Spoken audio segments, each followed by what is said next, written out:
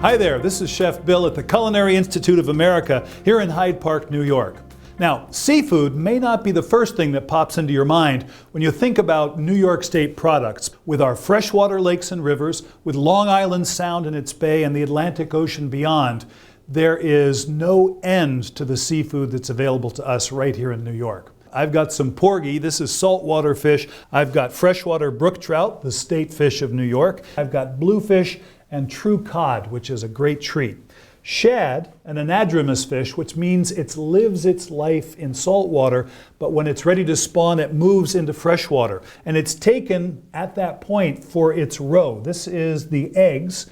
The shad roe is taken out and it's cooked. I've got soft-shell crab, a whole selection of shellfish. I've got blue point oysters.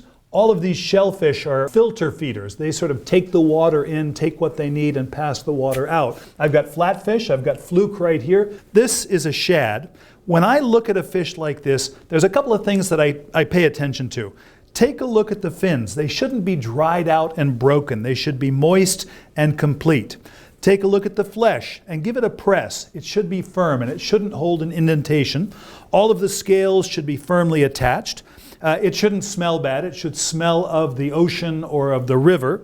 I take a look at the gills, which are actually the lungs of the fish, and those should be red. They shouldn't be brown and brickish, but they should be red.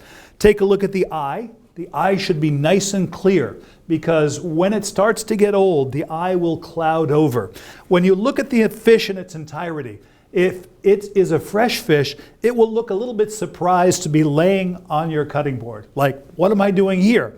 To learn more about New York State seafood, log on to ciachef.edu and click on the Food Enthusiast link.